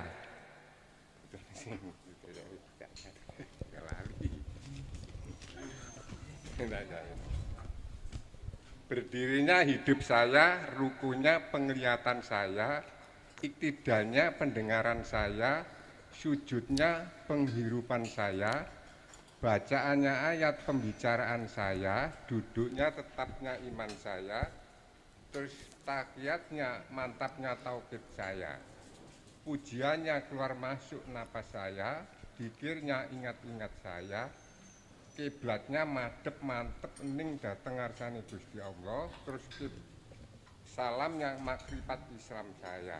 Nah ini betul atau salah Gus? Saya nggak ngerti waktu itu. Karena saya kan versi Jawa gitu. Nggih. Nah mohon di anu kebisan ini. Bon. Nah yang keduanya Gus, ini saya terus saya tanya lagi, kamu kan membaca Al-Quran katanya paham, sudah khatam berapa kali? Sudah beberapa kali, Pak. Terus saya tanya, apakah kamu tahu makna dan arti alif, huruf alif itu? Enggak ngerti, Pak. Apa ya huruf alif itu? Tolong Pak dijawab gitu. Huruf alif kalau dijabel itu bunyinya A, I, U. Aku, iki, urip.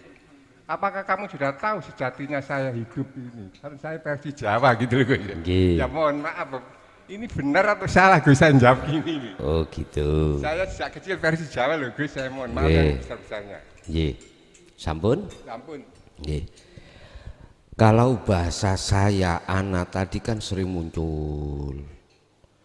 Itu manakala saya yang dimaksud adalah kesayangannya Allah, la ilaha illa ana, maka benar. Benar. Cuman dulu di dalam ilmu sejati itu kejawen gak tidur. Saya juga inilah yang dimaksud surat nopo tadi, Allahu wahdah itu ada di situ. Jadi jawab pertanyaan 1 dan 2 dan jawaban 1, nah saya jelaskan biar gampang untuk diterima oleh segenap khayala umum. Gini, aku nih hamba iku kudu dilepas dulu baru muncul akunya Allah. Rasa rumangsa diri kita hamba yang ngapa-ngapain iku kudu dilepas, setelah itu baru rasa rumangsa akune Allah akan terjadi.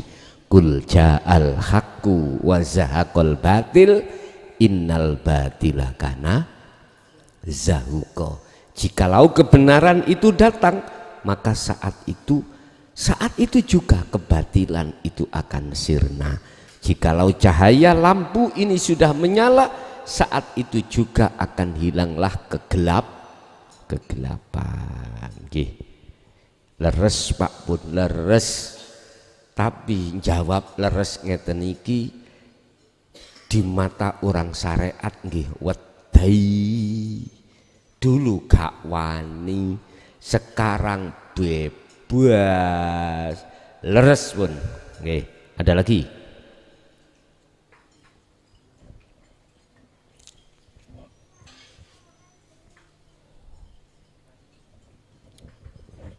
Ibu cukup? Oh, ada.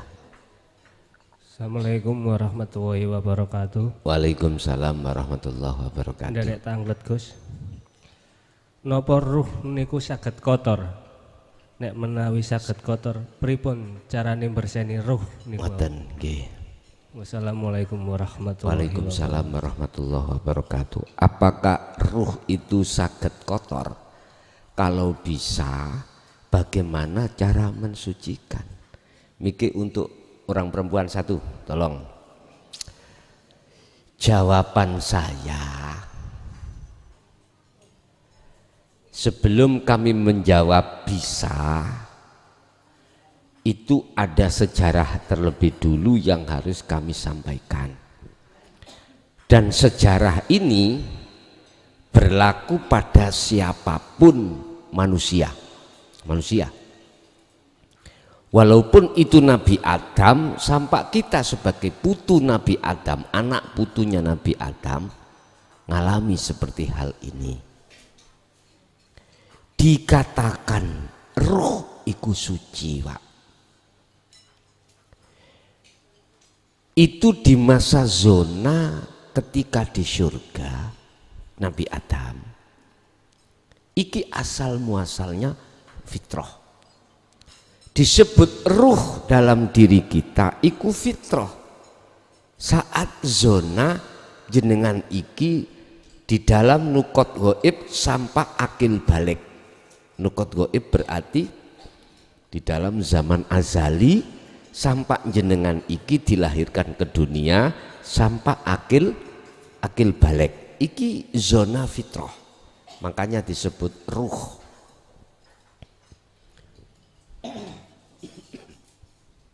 Lah, setelah kita masuk di zona akil balik, ini nafsu itu masuk di dalam ruhaniyah, di wadah negaranya ruhaniyah. Apa maksud tujuannya ruh? Menyesatkan anak putu Adam. Kalau kita kembali, kita tarik kepada Nabi Adam, berarti iblis iku nggodho Adam bagaimana sekiranya mau mendekati pohon huldi dan memakan buah cerita di dalam Al-Quran kisahnya terjadi toh Pak. Akhirnya Nabi Adam diusir dari surga ke dunia. Artinya kita kena bujuk rayuannya nafsu. Lewat apakah nafsu membujuk kita? Hubbus syahawah wa zuyyina linnasi hubbus syahawah. Dihadapkanlah kita sesuatu yang menggiurkan, yang disebut hub, kesukaan, kecintaan, asyahawah, kesenangan yang bersifatkan duniawi. Di dalam duniawiyah disebutkan di situ minan nisa wal banin wal qanatiril muqantarah, garwa anak dunya brana. Ketika ruhaniyah kita bercinta, mengimani, mensukai yang disebut hubbus syahawah, berarti ruh kita disebut ruh yang kotor, sehingga terkenalah kita itu menjadi budaknya hawa nafsu, sehingga ngomong oh iku nafsu mau. Nah itu loh, sebetulnya ruh ini dalam kondisi suci, asin disebut ruh iku harus suci. Sehingga ada yang ngomong nek kano roh nek kano nafsu yo gak mangan, nek kano nafsu yo gak iso kelon. Lah ngono nggih, nek kano nafsu lah wis. Sekarang solusinya bagaimana kita untuk mensucikan ruh dari nafsu, dari kotorane ruh yang tadi disebut nafsu hubbus syahwah? Jawabannya di dalam surah Az-Zumar ayat 17-18. Jenengan diperintahkan mengikuti Kanjeng Rasul, ajarane alladzina yastami'unal qaul 18. Kita harus mendengarkan, menerima ajaran Rasulullah di jalur dinu tauhid dan mengamalkan berbentuk khalwat zikir dengan istiqomah terus menerus. Dengan begitulah nanti jenengan itu akan bisa berpisah dengan apa yang mengotori hati sampean kali kula. Lah, untuk perpisahan itu di dalam surat Al-Baqarah ayat 256. Barang siapa wa may yakfur bit-taghut, meninggalkan taghut berarti kotoran hati, kotoran roh, ya wa yu'min billah, dia akan mengalami satu kesucian. Imannya tadinya selain Allah, sekarang hanya pada Allah. Yang tadinya kita tidak bisa sampai pada Allah, sekarang sudah sampai pada Allah. Karena ada pengajaran apa pengajarannya? Qad tabayyana rusdu minal ghoi. Betul-betul ajaran yang membebaskan kau dari belenggunya hawa nafsu. Berarti jenengan kemana-mana sampai iki, di mana-mana sampai harus mengamalkan zikir. Zikir yang kumaksud sadar diri bahwasanya apa yang timbul dan muncul dari diri Anda atau di luar diri Anda, imanmu tetap illa billah. Sebab makhluk kabeh kuwi mau tidak ada daya upaya untuk memunculkan timbulnya sesuatu, enggak bisa, kekuatan enggak ada.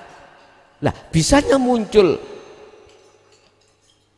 apapun yang terjadi di situ karena illa billah. Hanya itu caranya Pak ya. Jenengan setiap kondisi apapun, di tempat manapun, hati sampean harus selalu berzikir iku ingat iku sadar bahwasanya semuanya yang berperan hanyalah Allah. Pun iku carane untuk membersihkan hati secara tuntas, lekas, cepat begitu. Nggih, ada lagi ibunya.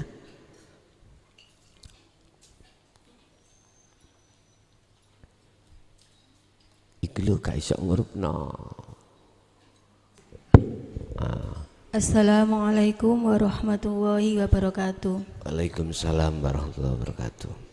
Ada yang bilang kalau sudah makrifat atau liqa, dzikir itu tidak usah diingat-ingat, otomatis akan berjalan sendiri. Diumpamakan seperti kita dengan ayah kita, kan sudah tahu yaitu ayah kita, berarti kan sudah tidak diingat-ingat. Betul. Apakah tidak bertentangan dengan ayat wa'bud rabbaka hatta yakin niku wau Gus? Terus dua, ada ayat al insanu sri wa sirri sifatuhu wa sifatul ghairi. Yang disebut dari ayat niku hakikatnya dos pundi Gus? Matur suwun. Waalaikumsalam warahmatullahi wabarakatuh. Waalaikumsalam warahmatullahi wabarakatuh. Kalimat makrifat itu sudah tinggalkan, itu namanya zikir. Kalau zikir yang dimaksud adalah, mohon maaf, apakah ingat-ingat? Zikir kan bahasa Arab toh Pak, artinya ingat. Kalau sudah sampai pada makrifat, ya harus sudah lepas dari zikir. Zikir yang dimaksud ingat-ingat. Tapi yang dimaksud zikir bila mana adalah kesadaran diri, buah dari kesadaran diri semuanya itu Allah, ya harus melekat terus. Jadi beda tipis Pak, zikir dengan makrifat itu beda tipis. Bedanya di mana? Kalau yang dimaksud zikir adalah sadar diri bahwasanya semua adalah Allah, maka ini ya memang sudah apa? Sudah kita tinggalkan. Sadar diri ya. Kalau sudah dikatakan makrifat, itu sudah tidak ada kesadaran diri, buah. Jadi jadinya buah atas sadar diri tadilah disebut makrifat. Sama dengan kita sudah di makrifat sini, sudah sampai di sini, ya tak? Sudah sampai di sini, hakikat tujuan kita kan di musola al-mahfud, ya tak? Kalau sudah di sini sudah makrifat, semuanya sudah kita tinggalkan. Sebab nyata nih hakikat adalah disebut makrifat. Cuman persoalannya jenengan ono ada di musola al-mahfud terus apa ndak? Kembali pulang apa ndak? Lah nek kembali pulang ya pakein sepedamu, pakein syariatmu, pakein thariqahmu, pakein hakikatmu. Kemana? Pulang. Berarti hakikatnya tujuannya pulang. Jadi orang yang sudah makrifat, apakah makrifat itu dia terus ada di situ, gak diturunkan lagi? Ya lihat, itu haknya Allah, haknya Allah. Secara batiniah walaupun dohiriyah sampai diletakkan di alam mukhadharah atau alam kasyafah, hakikatnya Anda masih ada di alam musyahadah. Itu kalau sudah betul-betul jenengan ikut di al-maksum. Kalau ndak ya semudun sak roe mudun nanggone alam kasyaf utawa alam mukhadharah. Akhirnya diceluk maneh munggah. Akhirnya jenengan bawa hakikat menuju makrifat. Kalau masih dalam perjalanan ya sik kanggo Pak syariat thariqahmu. Tapi kalau sudah sampai tujuan parkir, nanti mudun maneh dipakai maneh. Artinya segala aktivitas kita setiap hari itu bermacam-macam, dihadapkan ini, dihadapkan itu. Bila mana kita masih di bawah maksum, itu masih jatuh bangun.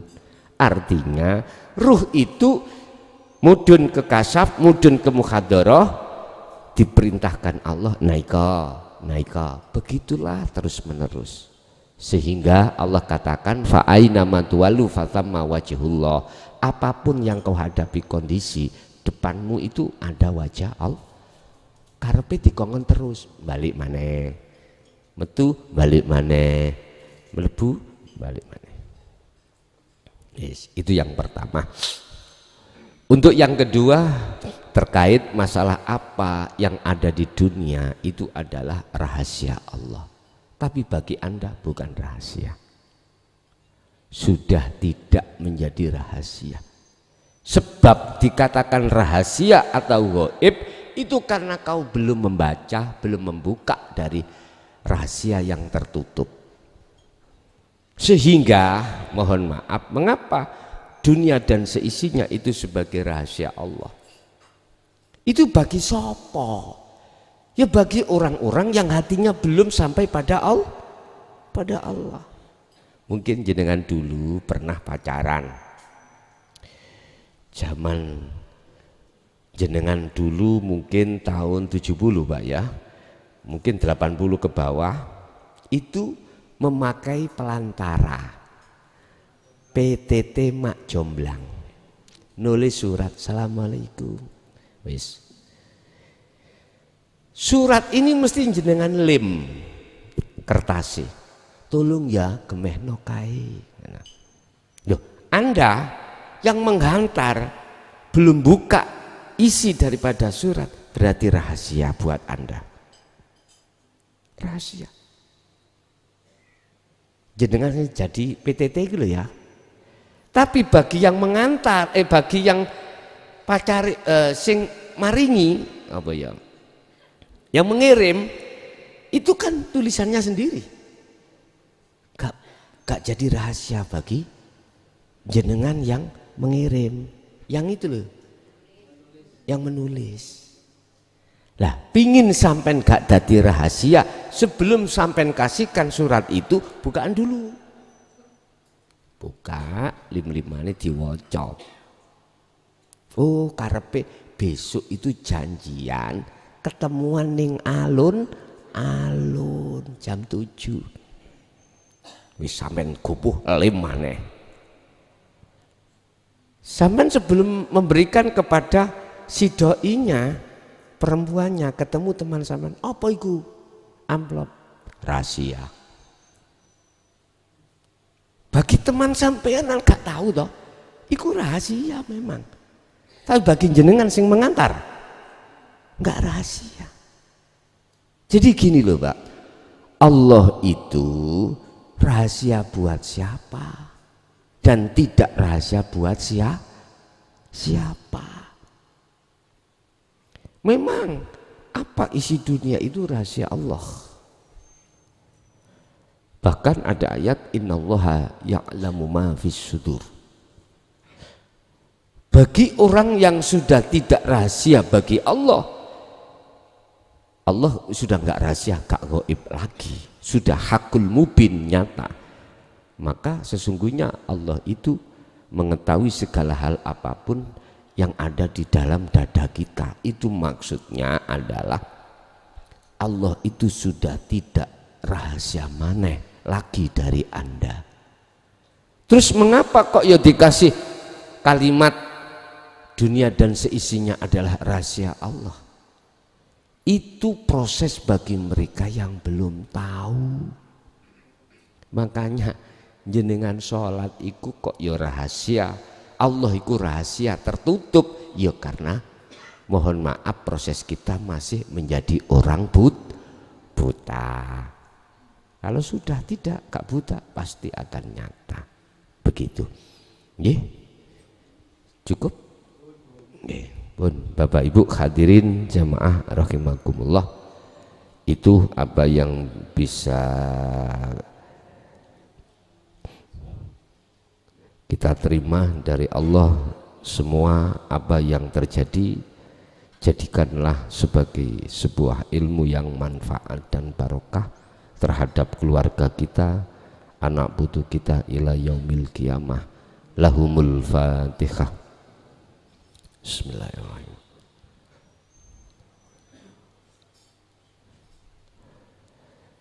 Kurang lebihnya mohon maaf. Akhirul kalam. Assalamualaikum warahmatullahi wabarakatuh.